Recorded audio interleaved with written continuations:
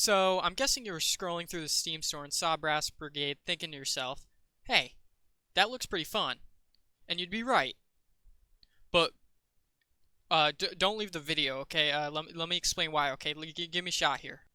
Brass Brigade is essentially a third-person Ravenfield set in World War II, which, honestly, if you ask me, that's not a bad concept at all, okay? If you want a single-player battlefield, you got it. Just like Ravenfield, you can adjust the number of bots on the map to your heart's content, but mostly to your computer's willpower because, I mean, you can do a 30v30 match, but if you want to go 100 versus 100, you kind of need to have a UFO for a computer, but you can get the bot count pretty high. There are also other things that you can customize. They've got a lot of options, which is nice. Each battle you can fully customize to however you would want. You can even change the bot accuracy, which I recommend turning it down just a bit. Well, in actuality, I turned it down all the way. They got good aim, okay? I may just suck, but I'm seriously considering reporting some of these bots. So with the whole battle customization aside, how's the actual gameplay? And you could probably deduct from the footage in the background that it's a pretty fun game. I mean, shooting the enemy down with all the ragdoll effects and all that is basically as fun as it gets. Not only that, but you have the ability to both crouch and prone, which in any shooting game I feel like adds a lot to it. You know, to get the best position in a gunfight, I think that really helps make the game feel a lot positional. It doesn't make any sense, but I hope you know what I'm trying to say here. With the amount of bots, ragdolls, explosions, and all that combined, basically anything can happen. I remember one of my games, I was using a disabled and destroyed tank that was slowly rolling down a hill as cover because, you know, I was getting 50 bullets shot at me and I had to use it as cover, and it worked out pretty well. Those are the things that can happen in any game, which makes it very fun and refreshing. Each time you play a game, random things like that can happen. There's one thing I wish they added, which is a peeking mechanic. I feel like it would help a lot in a lot of the scenarios when you're behind cover and you want to lean out and shoot an enemy, but you know you don't want to get shot to death. So that's my only issue. I kind of wish I had a peeking mechanic. I understand not every shooter needs it, but I feel like for this type of game it would benefit a lot. There are also bugs.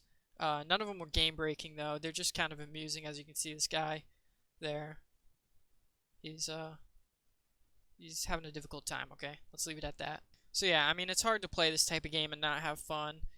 I would compare it to, I hate to keep bringing it back to Ravenfield, but it's definitely Ravenfield-like. It's way more atmospheric, way more gritty. So if you have a bedtime, you might want to buckle up, okay? It's a step up from Ravenfield, okay? There is blood.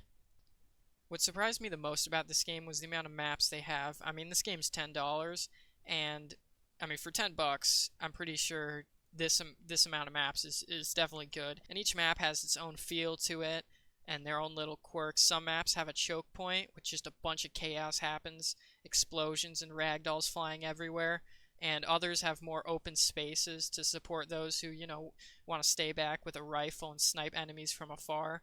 There are also multiple classes to choose from. And they all have their different abilities and weapons. Like the officer has a bombing run where you can call in a plane to just come in and, you know, 2 hours later, basically bomb the place. I don't know why it took me a while to describe that. It's pretty fucking simple. Sorry. Got a little angry at myself. Back to the review. But yeah, there's other abilities like ammo boxes you can put down, medic bags, the basic stuff. Whether it's a rifleman class or anti-tank, there's plenty of variety here, in my opinion. And yes, you heard me, anti-tank. There's definitely tanks in this game, okay? I learned that the hard way. As you do, I mean, it's a tank, so there's no real good way about it. There's only one real game mode to it, which is capturing flags and making sure you don't run out of reinforcements. Each time you or the bots die, takes up a redeployment point. And when it goes down, obviously you lose. In the middle of this, you capture flags throughout the map. So even with that, it's still fun. Some maps have their own take on it.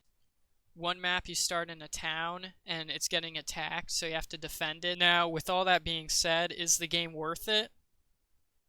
Hell yeah. I mean, it's $10. Like I said, to summarize, it's it's basically Ravenfield World War II, third person, and it's of course separated itself from Ravenfield. It's got its own things. There isn't some in-depth story mode, but I don't think this game needs that sort of thing. It's just basically a single-player Battlefield. However, there's not. I should have said this before, but there is not a first-person mode to the game, so you have to play it third person. So if you really are not a fan of third-person shooters, of course you might want to skip this naturally. But yeah, it's fun. I do want to thank you for staying this far into this review. It's probably obvious that it's my first review. It's not probably not the best piece of work out there, but I didn't see any reviews on of this game, so I want to put this up there if anybody's wondering if they wanted to buy it or not. I say go for it. If you enjoyed the review, feel free to subscribe.